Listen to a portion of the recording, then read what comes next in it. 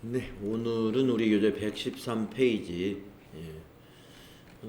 앞에서 이제 재무회계 이론이 다 끝났습니다. FAT 1급에서 진행되는 재무회계 이론이 앞 시간에서 다 끝났고요.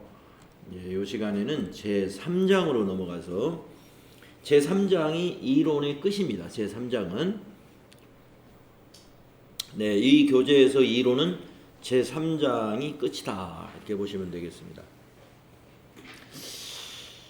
네, 제3장은 이제 부가가치세 이론입니다. 부가가치세 이론. FAT 1급 시험을 준비하는 분들에게는 이 부가가치세 이론이 아주 중요하다고 보시면 돼요. FAT 1급에서 세무회계가 딱 하나 나오는데 부가가치세에 대해서 나오죠. 그래서 부가가치세 이론에서 5문제가 나옵니다. 이론이 5문제. 그러면 10점이죠. 또 거기다가 실기. 이제 전표 입력에서 부가가치세하고 관련된 전표 입력이 무려 24점이 출제가 됩니다. 24점. 그러면은 실기에서 24점에다가 이론에서 10점이니까 5문제면 10점이니까 34점. 그래서 34점. 100점 중에서 34% 부가가치세 문제가 출제된다. 이렇게 보시면 되겠어요. 나머지 66점이 재무회계, 재무회계 문제다 이렇게 보시면 되겠습니다. 자, 그래서 이 113페이지 내용은 부가가치세 개념에 대해서 또 특징에 대해서 정리를 해놨습니다. 부가가치세가 어떤 세금이고 그리고 이것은 어떤 특징이 있느냐. 자, 부가가치세를 우리가 영어로 약어로 표시하는 일이 상당히 많이 있는데요.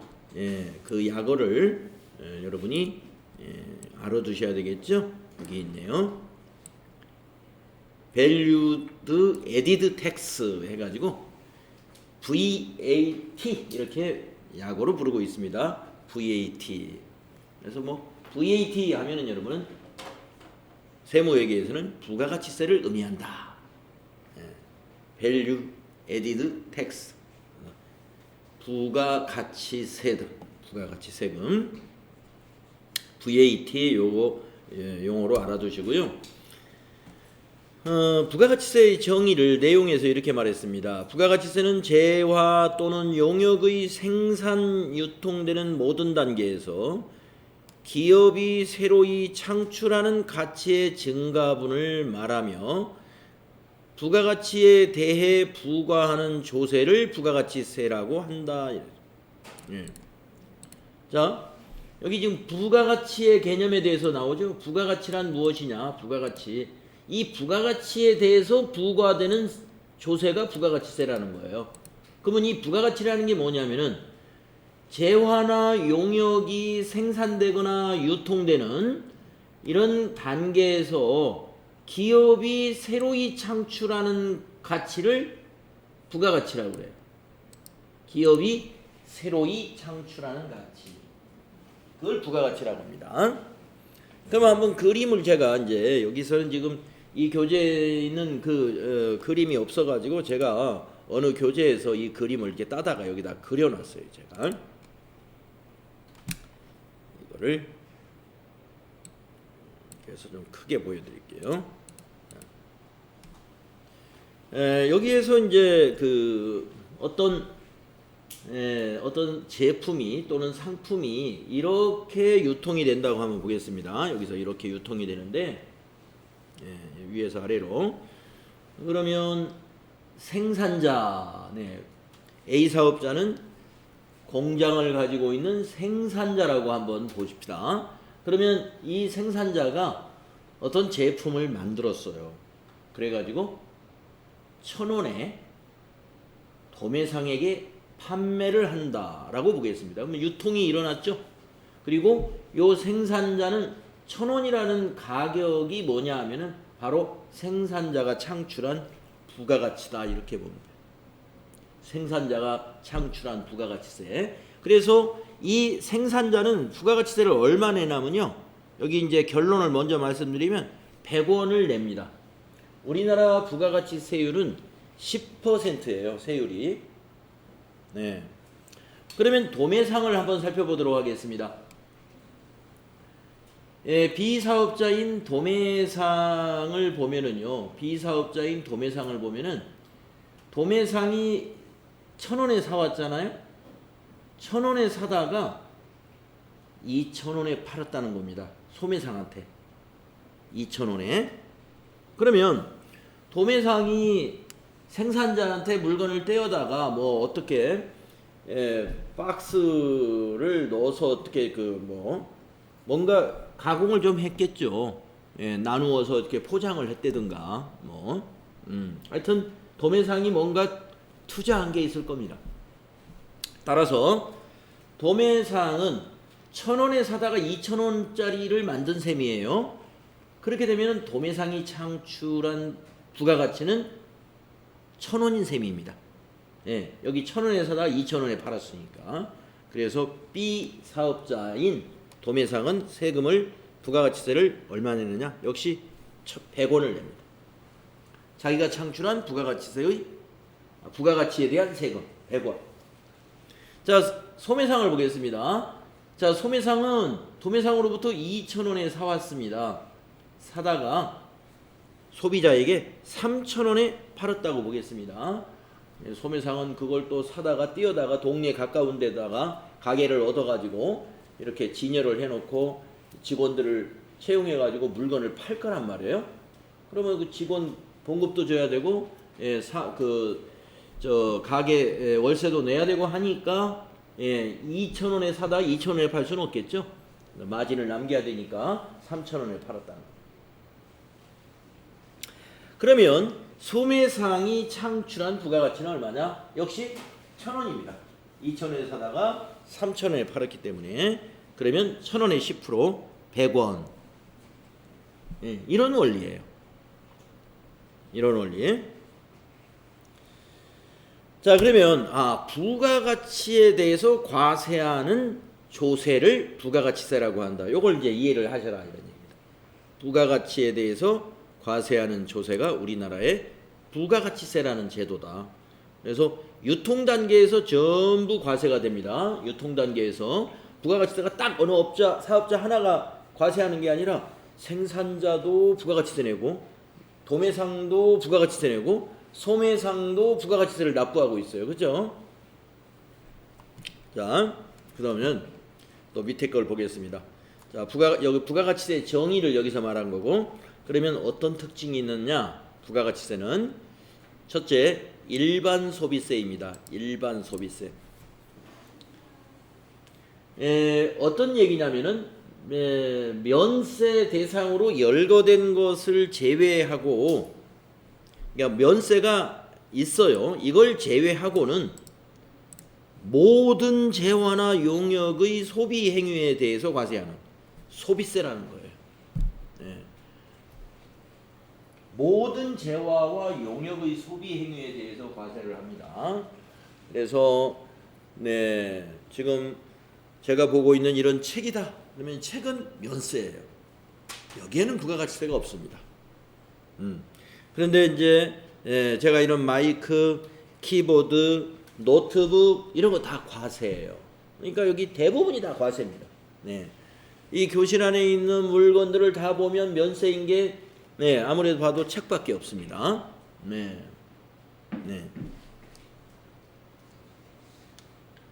책은 왜 이제 책은 교육과 관련해 가지고 이제 도서나 신문 잡지에 대해서는 누구나 이제 소비를 해야 되니까 면세를 적용해 주고 있습니다. 이 복숭아는 면세인데, 복숭아는 과일을 파는 거는, 근데 이걸 즙을 만들어 가지고 이렇게 만약에 내가 해먹는다 하는 건 뭐 이게 내가 만들어서 해먹는 건 상관이 없는데, 이걸 상품화해서 판다, 이건 과세. 근데 내가 농원을 해가지고 복숭아를 재배해가지고 복숭아를 판다, 면세. 그런 것들은 이제 어느 것이 면세인가는 나중에 배우게 돼요. 나중에. 자, 그래서 하여튼 면세 대상이 있는데, 법률상 면세시켜주는 면세 대상을 제외한 모든 소비에 대해서 과세하는 일반 소비세라는 겁니다. 그러면 일반 소비세하고 대응되는 세가 있는데 그것이 좀 사치성이 있는 소비에 대해서 세금이 붙어요. 옛날에는 이걸 특별 소비세라고 그랬는데 옛날에는 근데 요즘은 언어가 바뀌었습니다. 특별 소비세 하니까 너무 특별 대우해 주는 것 같아서 그랬는지 예, 국세청에서 개별 소비세 이렇게 바꿨어요. 예, 옛날로 말하면 특별 소비세. 예, 요즘 사람들은 특별 소비세를 모르지만 옛날 분들은 압니다. 특별 소비세 하면은 예, 옛날 사람이죠. 특별 소비세 아는 사람은. 그래서 뭐 예를 들면 승용차에는 특별 소비세가 붙어요. 그런데 그 승합차 있죠. 봉고버스, 봉고차 같은 거. 예, 이런 거에는 개별 소비세가 없습니다. 승용차에는 개별 소비세가 없죠. 차 중에서. 또 승용차라고 해서 다 개별 소비세가 있는 게 아니라 1000cc까지 그 우리가 경차라고 하는 거 있잖아요. 예, 경차는 또 일반 소비세만 붙어요. 일반 소비세만. 그러니까 개별 소비세 붙는 것들을 보면은 뭐 향수, 양주, 예, 술 중에서도 뭐 고급주에 해당되는 거, 예, 그런 것들이 이제 개별 소비세가 붙습니다. 그래서 개별 소비세가 붙는 그 재화나 용역은 이거 하나만 붙는 게 아니라 개별 소비세가 붙고 나서 그 세금 포함한 것이 과세 표준이 되어가지고 다시 일반 소비세가 또 붙는 거예요. 개별 소비세 붙으면 부가가치세는 일반 소비세니까 안 내겠네요. 승용차 살 때 아닙니다. 예, 만약에 승용차 값이 2천만 원이라면 개별 소비세가 가령 10%가 붙는다고 봅시다. 그러면 200만 원이 붙겠죠. 그러면 승용차가 2,200만 원 되겠죠. 거기다가 또 10%가 일반 소비세, 부가가치세가 또 붙는 거예요. 220만 원이. 이해하시겠죠? 자, 그런데 부가가치세는 일반 소비세다. 기억하시고, 그 다음에 두 번째, 전단계 세액공제법이다. 전단계 세액공제법이라는 건 무엇이냐면요, 매출세액에서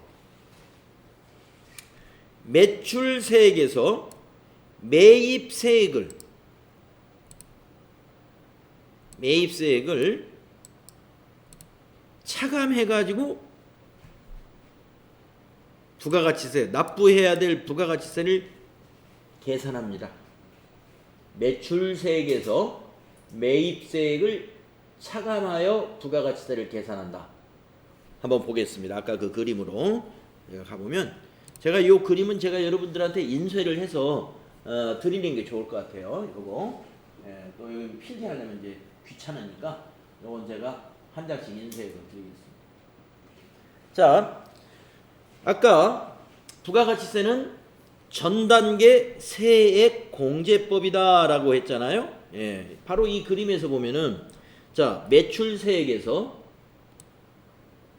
매입세액을 공제하는 방식, 이렇게 공제해가지고 이렇게 낸다는 거예요. 자, 생산자를 한번 보겠습니다. 생산자가 얼마에 이 제품을 매출했냐면 1,000원에 매출했어요. 매출액이 1,000원입니다. 그러면 이거의 10%, 이게 매출세액이에요. 100원. 매입세액, 생산자가 뭘 사왔는지 자료가 하나도 없네요. 네, 자료가 없으면 인정 못 받아요. 네. 여기서 이제 실제는 이럴 리는 없지만 이 그림상으로는 지금 자료가 없어요.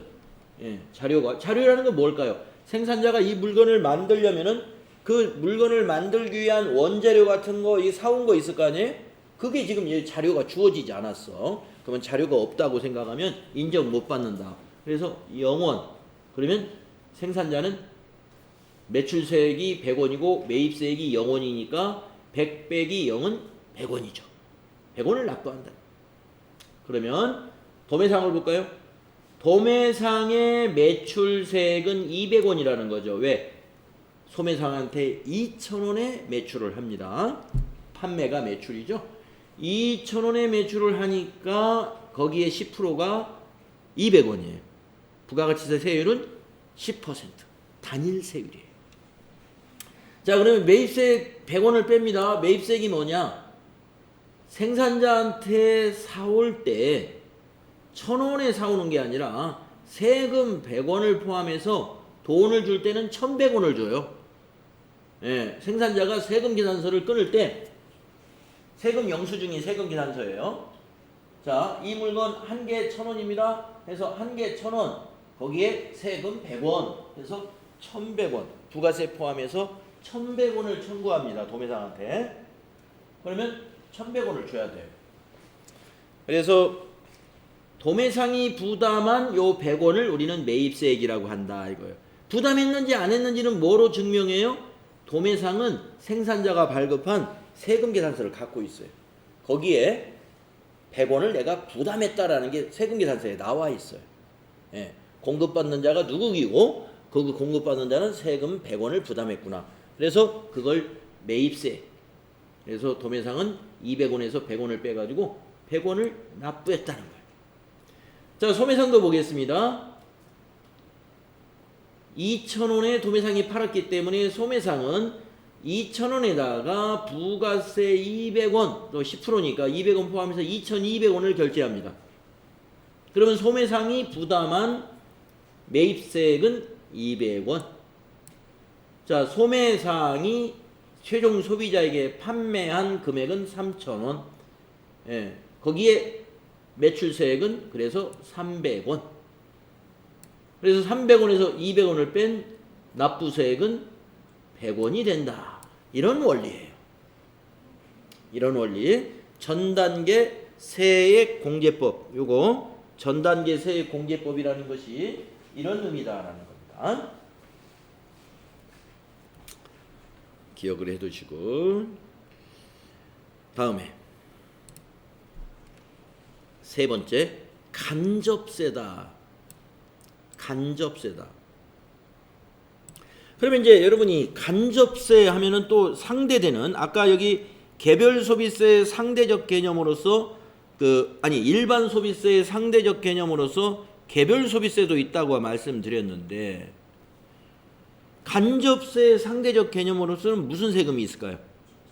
예, 그렇죠. 직접세라는 게 있죠. 예, 직접세가 있습니다.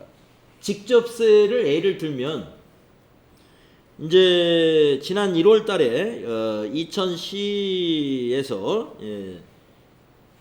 이제 자동차를 가지고 있는 시민들한테 자동차세 내라고 고지서를 보냅니다. 예, 고지서. 그 자동차세가 직접세예요. 그러니까 자동차를 소유하고 있는 소유한 사람이 직접 내야 돼, 그 세금을요. 예, 그게 직접세입니다. 또 재산세. 예, 자기 이름으로 집이 있다든가 세금을 내야 되는 어떤 토지를 갖고 있다든가 이러면 그 사람한테 직접 과세합니다. 예, 직접 과세. 그런 세금이 직접세입니다. 자동차세, 재산세. 또 내가 만약에 부모님이 돌아가셔가지고 상속을 받았다. 근데 그 상속된 금액이 커가지고 상속세 대상이 됐어요. 그래서 상속세를 내가 냈어요. 그럼 그것도 직접세. 상속받은 사람이 직접 세금을 냅니다. 자, 직접세가 많은 것 같아도 그렇게 많지는 않아요. 자, 근데 규모가 이 직접세는 종류는 많을지 몰라도 규모는 간접세보다 규모가 좀 작을 겁니다, 아마. 자, 간접세, 부가가치세가 간접세예요. 왜 간접세냐? 자, 내용이 이겁니다. 간접세라는 것은 납세 의무자는 재화 또는 용역을 공급하는 사업자이지만, 그러니까 세금을 내는 사람은 사업자라는 이 말이에요. 세금을 내는 사람은. 납세 의무자가 뭐예요? 세금을 내야 되는 의무자. 예. 담세자는 뭐냐? 그 실질적으로 부담하는 자를 담세자라고 합니다. 세금을 실질적으로 부담하는 자를 담세자라고 해요. 그래서 담세자는 결국에 누가 되느냐? 최종 소비자가 됩니다. 최종 소비자가 담세자가 돼요. 그래서 우리가 뭐 주세, 술에 붙는 주세, 예, 누가 부담하냐면 술 먹는 사람들이 그거 다 주세를 내고 지금 저 소비하는 거거든요. 마시는 거예요. 근데 나는 마시기만 했지 세금 낸 적이 없어. 누가 다 냈냐? 그 술 공장에서 다 냈어요, 주세. 예. 술을 쫙 출고할 때 출고 금액에 거기 주세가 딱 포함되어 있어가지고, 예, 받아내는 거예요. 그러면 그 도매상이나 이제 그 식당에서는 누구한테 받아요? 먹는 사람한테. 그 술값에 소주 4,000원입니다. 그 안에 주세 다 들어있는 거예요. 예. 그러니까 누가 부담하냐? 먹는 사람이 다 부담한 거죠. 근데 세금은 사업자가 냈어요. 부가가치세가 그렇습니다. 부가가치세가 바로 그런 원리예요. 자, 볼까요? 이 생산자가 100원을 납부했는데 이 100원이 과연 생산자의 돈을 냈을까? 한번 생각해 볼까요? 도매상한테 받아서 낸 겁니다. 네, 자기 돈 아니었어요. 네. 우리 생산자가 공급하는 그 세금 계산서에는 공급가액에 1,000원이라고 적혀 있고 거기에 부가가치세 100원 해가지고 합계 1,100원 이렇게 청구를 그렇게 합니다. 그런데 그러니까 이건 100원은 누가 내준 셈이에요? 도매상이 낸 겁니다. 그거를 납부 의무자, 납세 의무자, 예, 사업자가 납세 의무자니까 내줬어요. 자, 도매상이 100원을 냈는데요. 자기 돈인가 한번 보겠습니다. 자, 1,000원에 사다가 2,000원에 팔기 때문에, 예, 1,000원에 살 때 100원 세금 냈고 2,000원에 팔면서 소매상한테 200원을 받았습니다. 자, 200원 받아서 내가 부담했던 100원 빼고 냈으니까 이 100원은 소매상이 부담한 거예요. 예, 그러면 도매상도 자기가 부담한 거 없어요. 예, 이 사람도 자기가 부담한 거는 없습니다. 그러면 소매상을 보겠습니다. 이제 자, 3,000원에 팔았어요. 그러면서 소비자에게 300원의 세금을 걷습니다. 그러니까 소매상에 붙어있는 정가 얼마, 여기에는 부가가치세가 다 포함된 거예요. 예, 최종 소비자가 소매상에서 소비자에게 파는 판매 가격에는 무조건 부가가치세가 포함된 가격이다, 이런 얘기입니다. 자, 그러면 300원을 소비자에게 받았어요. 10%는 무조건 거기 부가가치세예요. 받아가지고 소매상이 부담한 200원을 뺀단 말이죠. 도매상한테 줬던 200원 자기 돈 여기 뺐죠. 예, 이거 뺐잖아요. 그러니까 소매상도 자기 돈으로 낸 세금이 없어요. 소비자한테 300원 받아서 도매상한테 준 세금 200원을 빼가지고 100원을 낸 납부 의무만 있습니다. 그래서 우리 부가가치세의 납세 의무자는 이와 같은 사업자들입니다. A 사업자, B 사업자, C 사업자가 납세 의무자예요. 그러면 소비자가 이 상품을 최종 소비하는 사람인데 이 최종 소비한 사람은 3,000원에 사게 되면서 세금을 300원 부담했네요. 예, 300원 부담했어요. 자, 이 300원은 이 사업자들이 각각 납부했던 이 300원과 일치하죠. 예, 예. 그렇죠? 이 금액의 합계가 300원 나오는 거예요. 그래서 이 부가가치세는 담세자가 누구냐? 최종 소비자. 예, 최종 소비자가 소비하는 금액 안에 부가가치세가 모두 포함된 것이다. 이런 원리입니다. 사업자들이 나누어서 세금을 낸 거예요. 우리가 국가가 이 세금을 소비하는 사람들한테 개인적으로 세금을 거두려면 이 소비하는 국민이 말이죠. 예, 수천만 명이에요. 수천만 명.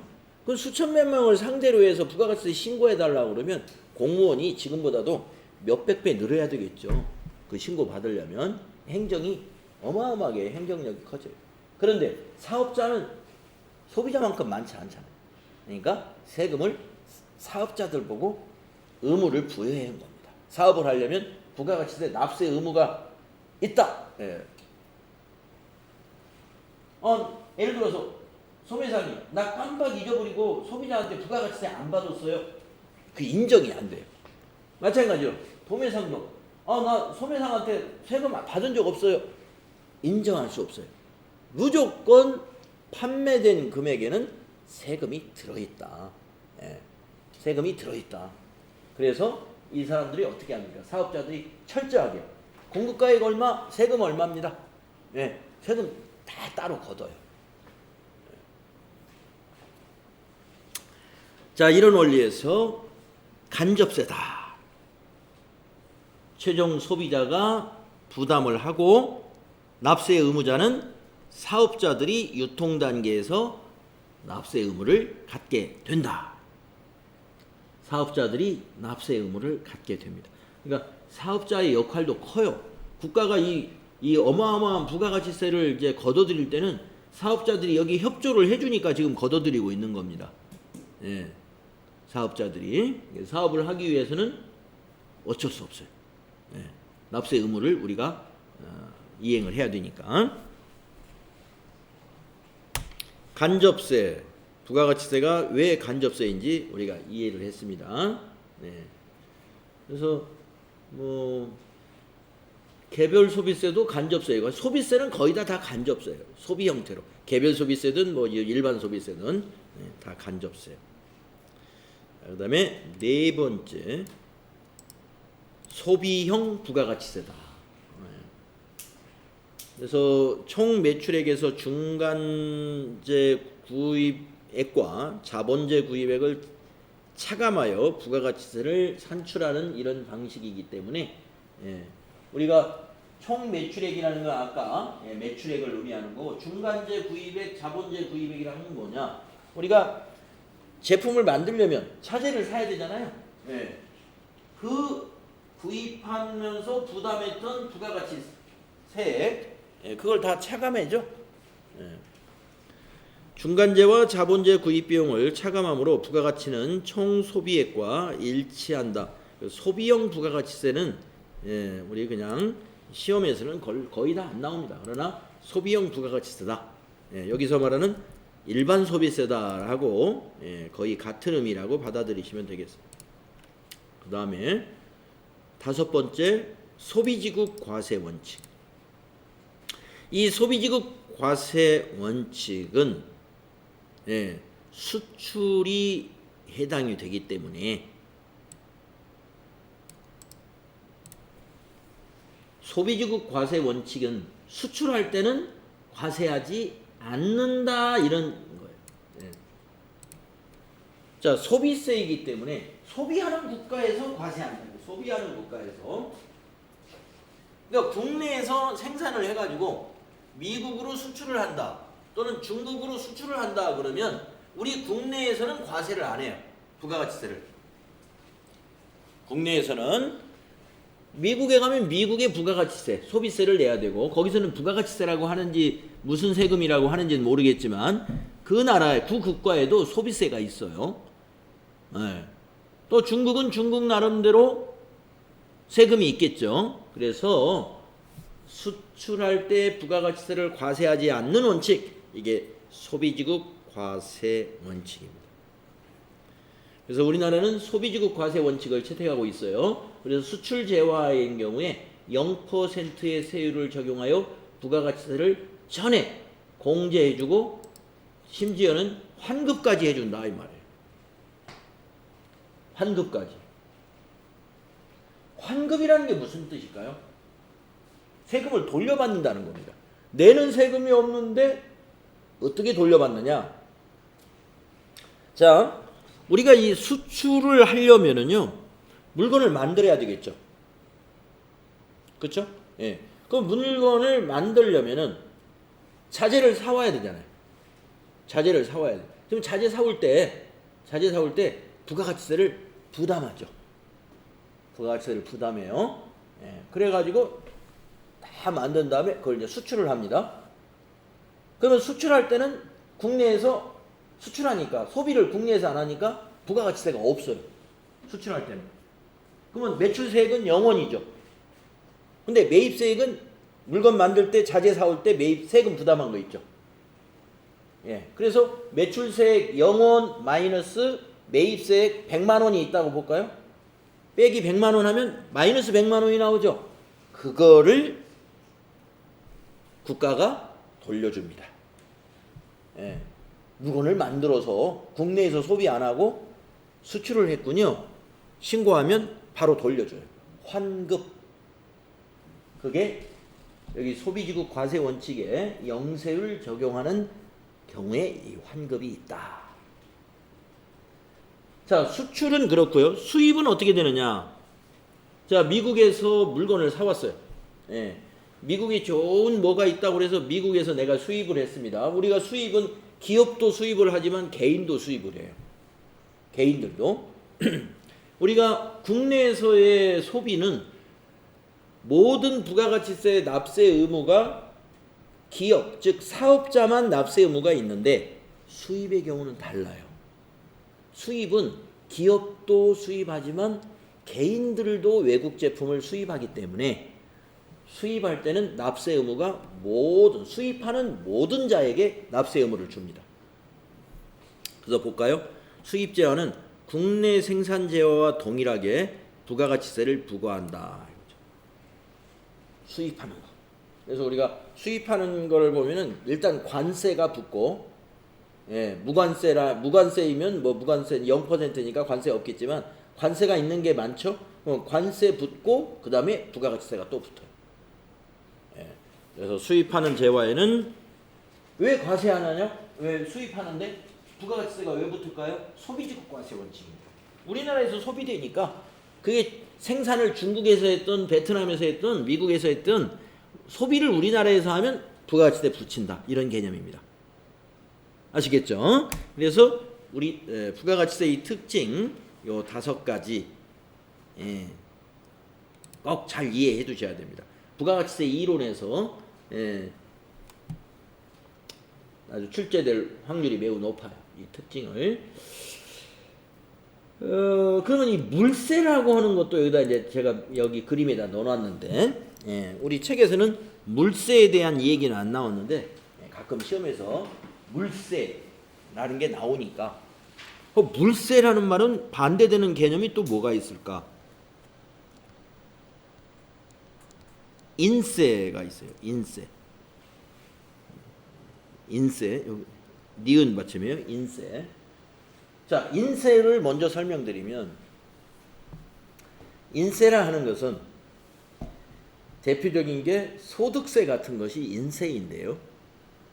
우리가 이제 지금 2월달이 이제 우리 그 소득 그 급여 소득자들 연말정산하는 시기잖아요. 2월달이. 그러면 이제 같은 직장에서 같은 봉급을 받는 A라고 B라는 사람이 있다고 보겠습니다. 근데 A라는 사람은 아직 미혼이에요. 미혼. 그래서 자, 부모님은 다 없다고 가정하고 미혼이면 배우자도 없고 자녀도 없죠.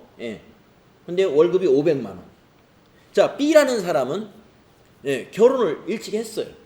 그래서 배우자도 있고 또 결혼을 일찍 한 바람에 자녀가 둘이 있어요. 초등학교 다니는 자녀.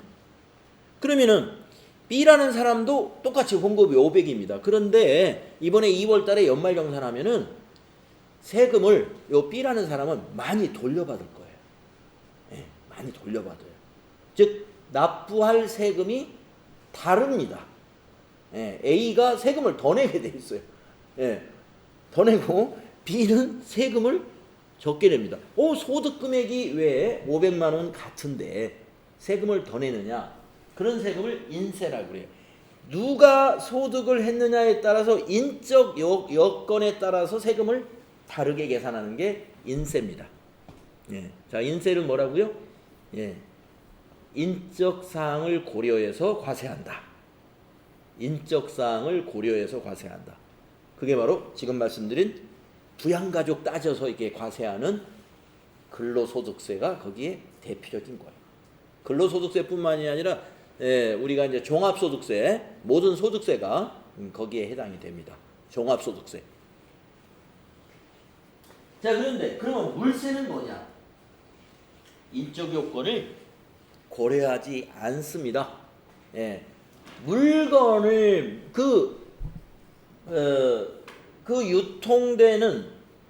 유통되는 재화나 용역이 과세냐 아니냐를 보는 것이지. 유통되는 것만 보는 거예요. 아까 말씀드린 대로 요 물건이 책이야? 책은 면세. 요 물건이 노트북이야? 노트북은 과세. 그것만 따지는 거예요. 이 노트북을 아까 A라는 사람하고 B라는 사람이, 자, A라는 사람, 혼자, 부양가족 없는 혼자인 사람이 노트북을 살 때는 부가가치세가 예를 들어서 10%를 받는데, 자, 나는 부양가족이 많은 사람이다. 내가 이 노트북을 살 때는 부가가치세를 5%만, 절반으로 5%만 납부를 한다든가, 이렇게 하지 않는다는 겁니다. 똑같아. 소득이 많든 적든, 부양가족이 있든 없든, 이런 것을 인적 사항을 고려하지 않는다. 그게 물세입니다. 그래서 부가가치세는 물세에 해당이 되더라.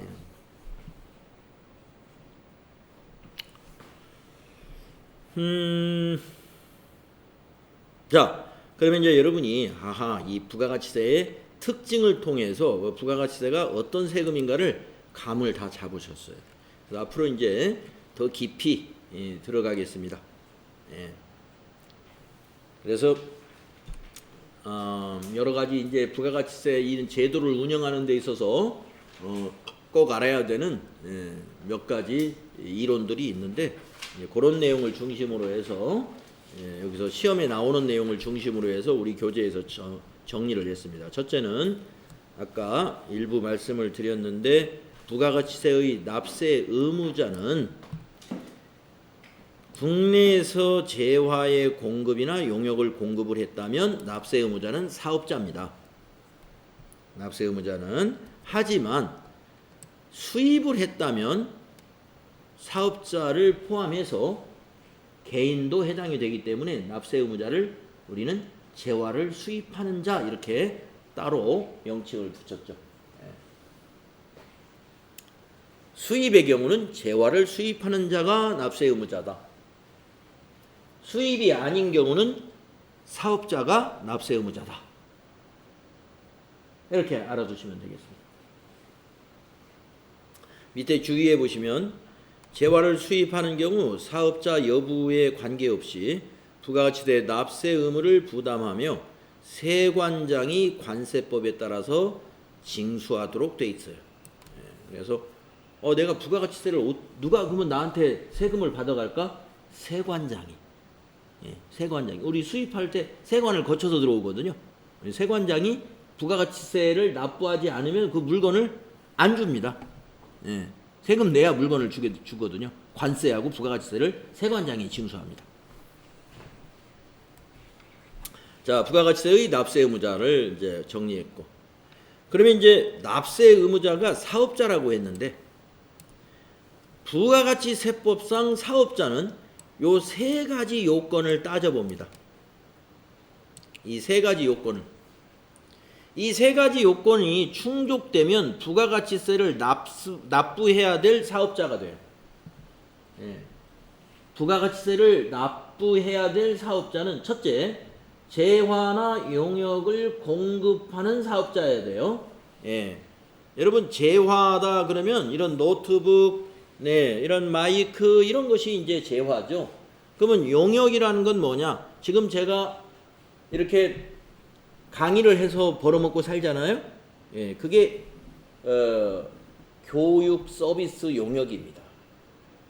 용역.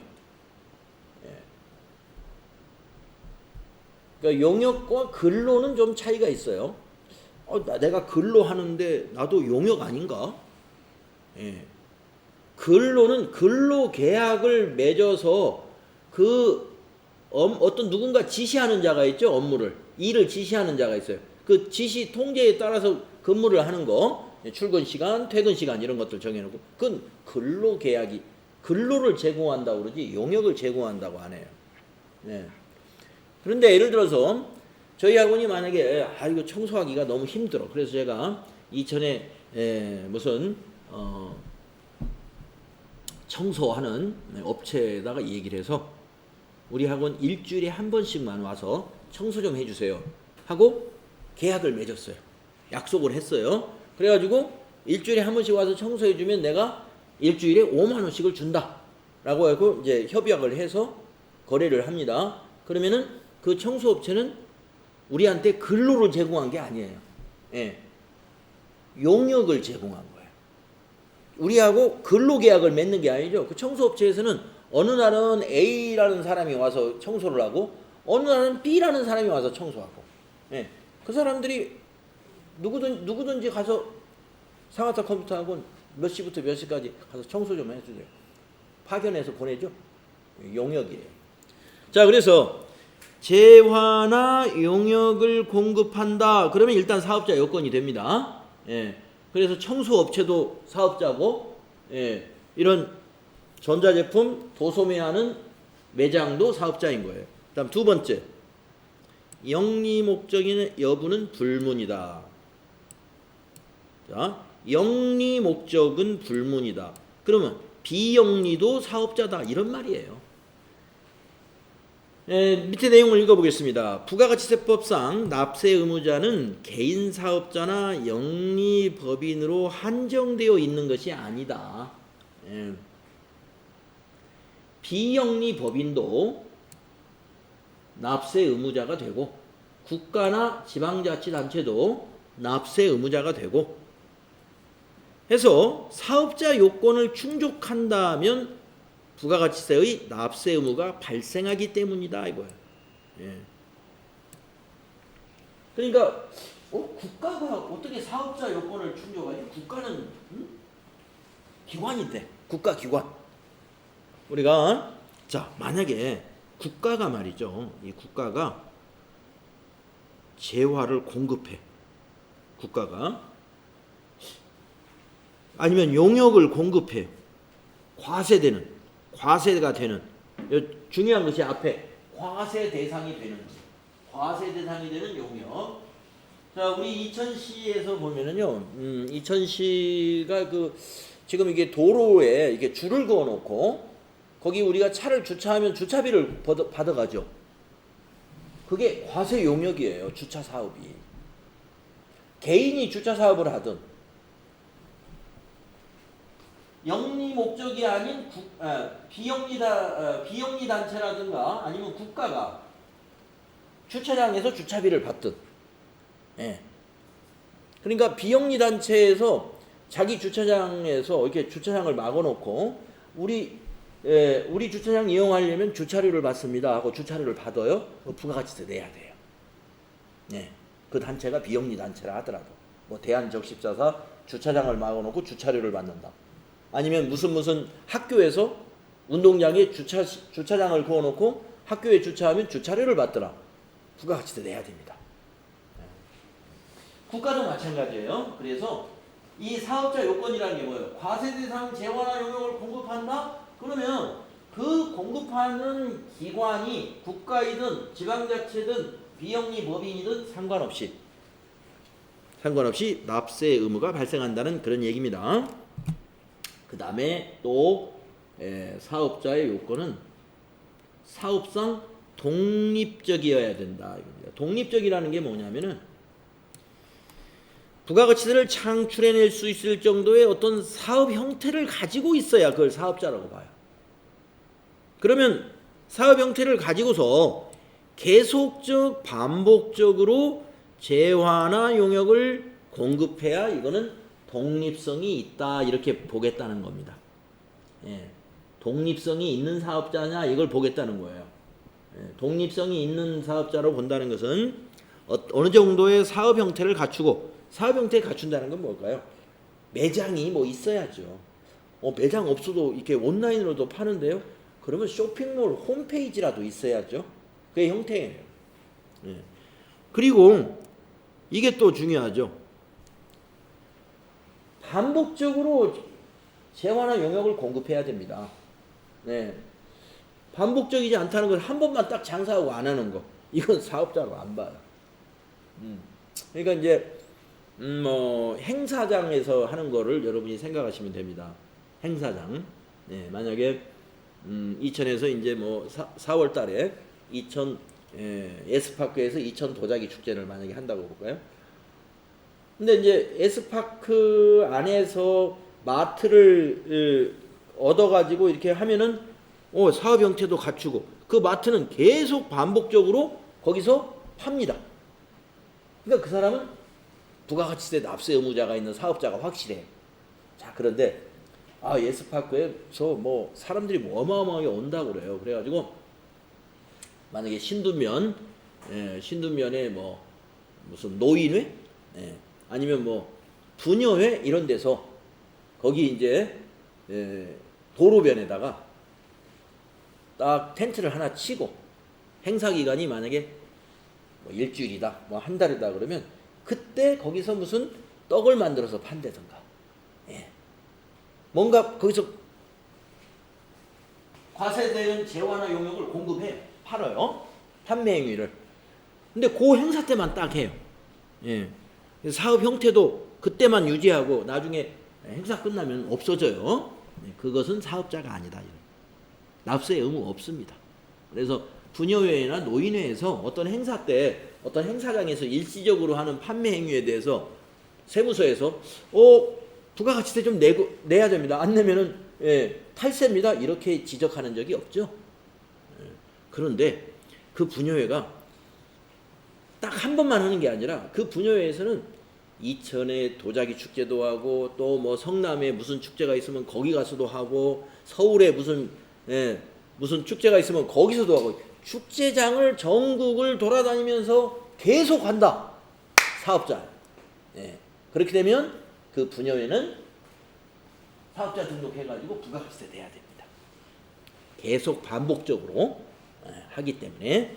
자, 그래서 부가가치세법상의 사업자의 요건 요 세 가지를 충족해야 된다는 거 기억하시면 돼요. 원장님, 네. 세 가지 중에 하나만 충족되면은 사업자가 아닌 건가요? 세 가지 전부 다? 그렇습니다. 요 세 가지가 다 충족돼야 돼요. 세 가지가. 그러면은 저 만약에 1번 내시는데 1번에요.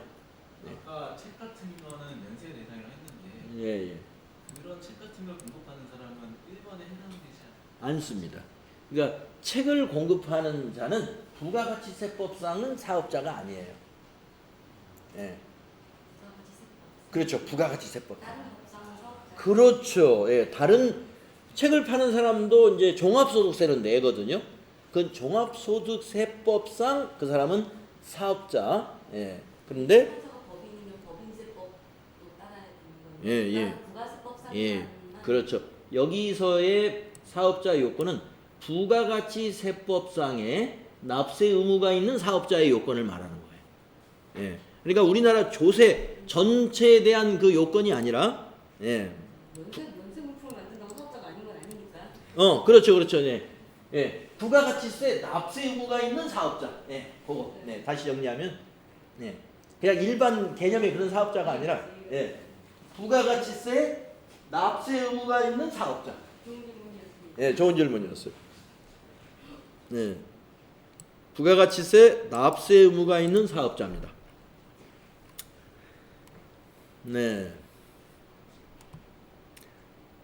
그래서 지금 질문하고 좀 관련이 있는 그림이 밑에 있는데요. 우리가 일반적으로 사업자 하면은 과세 사업자와 면세 사업자를 통틀어서 사업자라고 합니다. 과세 사업자와 면세 사업자를 통틀어서 아까 지금 질문하려는 취지가 그랬던 것 같아요. 책을 공급하는 사람은 그러면 사업자가 아니지 않느냐? 사업자는 사업자입니다. 사업자인데 부가가치세 납세 의무가 없는 사업자인 거예요. 납세 의무가 없습니다. 없는 사업자. 그러니까 부가가치세법상에서는 이 사람은 아무런 할 일이 없어요. 이 사업자는 신고 납부할 일이 하나 없다 이거. 그래서 납세 의무가 없는 사업자. 자, 납세 의무가 있는 사업자, 과세 사업자. 과세 사업자. 그래서 과세 사업자는 이렇게 두 가지로 분류가 또 됩니다. 일반 과세자. 사업 좀 한다 그러면 일반 과세자라고 보시면 되고, 혼자서 그냥 직원도 안 주고 되게 조그마하게 한다더라 그러면 간이과세자라고 보시면 돼요. 예. 사장님 혼자 빵을 구워서 판다. 되게 간이과세자. 아 근데 장사가 너무 잘 돼서 혼자 할 수가 없어. 직원들 쫙 홀을 만들어 놓고 직원들한테 서빙까지 시키면서 빵 장사를 한다. 일반 과세자. 예. 그만큼 장사가 잘 되니까 직원들 쓰는 거죠. 예. 혼자 한다는 것은 그냥 내 혼자 인건비 정도 되니까 하는 거거든요. 간이과세자라고 본대요. 예. 자, 그래서 과세 사업자, 면세 사업자를 여기서 구분했고요. 지금 위에서 말한 그 세 가지 요건은 이 과세 사업자에 해당이 되는 겁니다.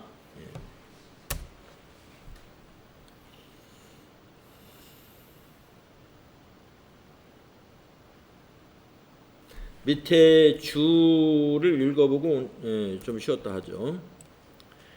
면세 사업자가 있는데요. 면세 사업자는 부가가치세가 면세되는 재화 또는 용역을 공급하는 사업자를 말하고요.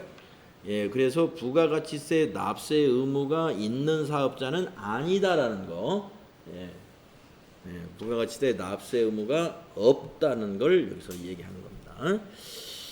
자, 그러면 우리 쉬었다가 다음 과세 기간부터 설명을 드릴게요.